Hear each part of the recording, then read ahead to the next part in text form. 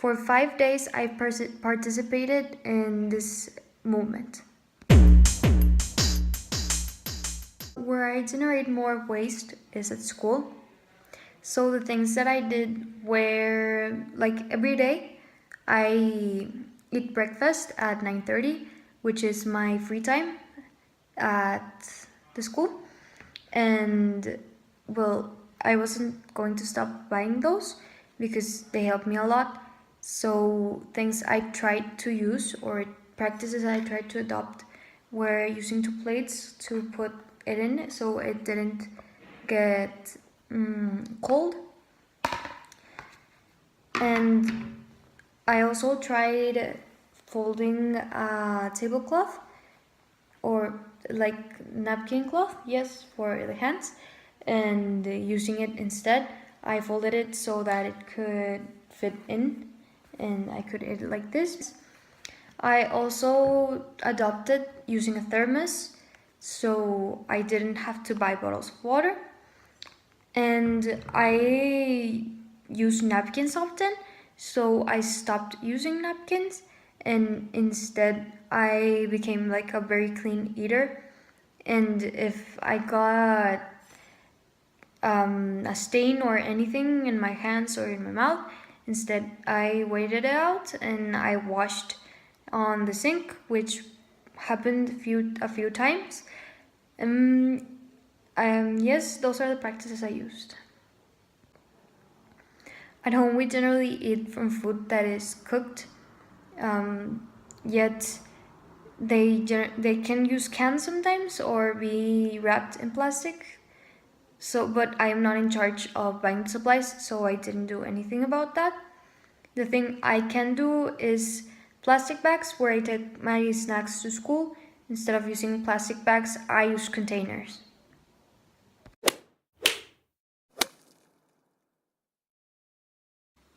Decisions I made to prevent generating more waste was, well, saying no to buying snacks at school, and also bottles of water, even if I forgot the thermos, and instead using the water fountain to drink.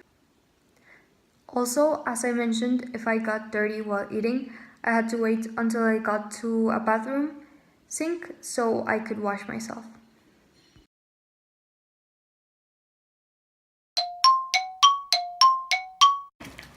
Hello, I committed to whenever I buy any drink, instead of buying plastic bottles, I will use my thermos. In order to reduce waste, I will stop buying plastic bottles for 5 days. I promise not to eat food packaged in foam for 5 days. I am committed to not using plastic bottles for 5 days.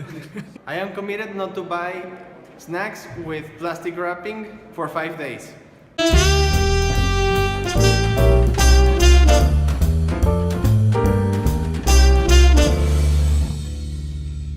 So during the experiment, there were good times and bad times, things I did correctly and things I didn't do correctly.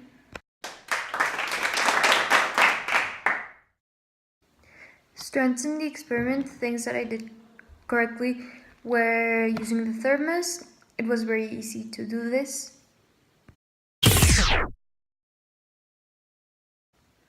Weaknesses were the first plates I used, which didn't go really well because the food I eat is kind of open at the top. So if I use this to close it, it could fall from under here, or it could spill all over the plate.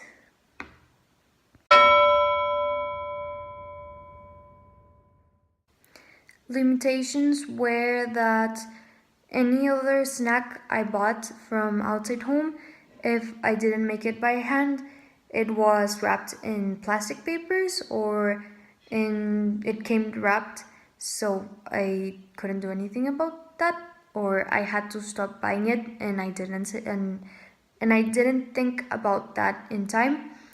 Another limitation was using this. This could also get dirty after I ate, so I had to take a container afterwards so I could put it away, and it can make it smell really bad.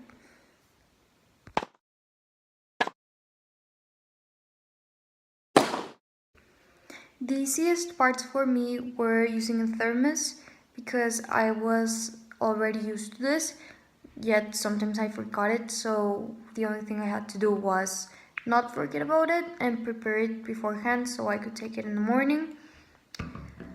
Also, things that were easy were thinking up about ideas of how to do this.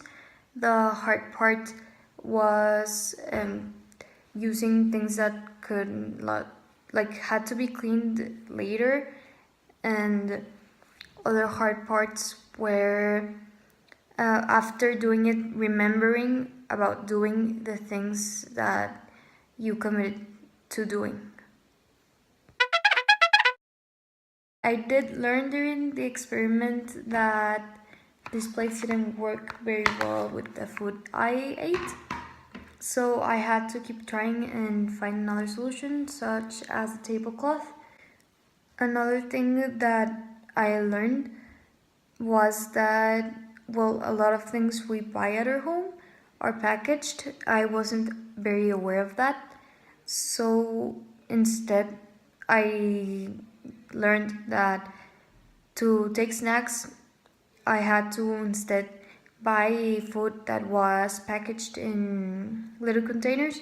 So I took my own containers and put them in there and then made snacks, because if not I was generating more waste by buying products that had waste in them after you finish using what was inside the container or plastic bag or etc. any of the things it was packaged in. More things I could learn or further investigate is where I can buy snacks that people have already made, but that don't produce waste, or I don't have to take any waste with them and I can put them in containers. Another thing I could learn is supermarkets, or where I can buy food that isn't packaged, or where others can buy it so I can spread the word.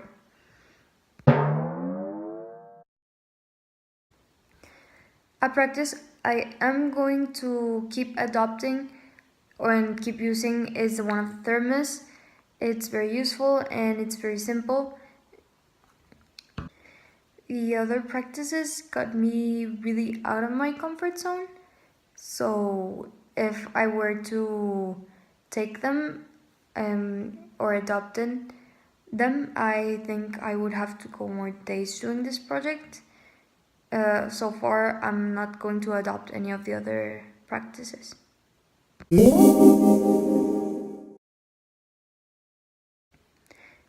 Perhaps things that could make it easier for people to buy food and not get plates that get thrown to the trash, or napkins, are creating a product or something that, like a cloth or any type of material that can easily fold and that can easily be washed, and that can also be folded and put inside a bag, so you can take it anywhere and you can wash it anywhere, and you can get food whenever you want in places that they make it without getting or throwing trash from the places that make them.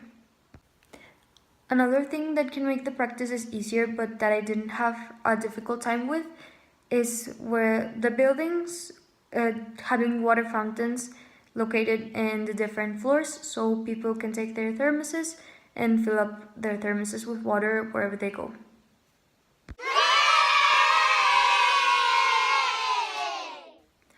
To conclude, this experiment contributes to the overall environmental issue of there being lots of waste and there being difficulties to how to manage it, and if it creates pollution or it doesn't, and where is it going to be kept in space, etc.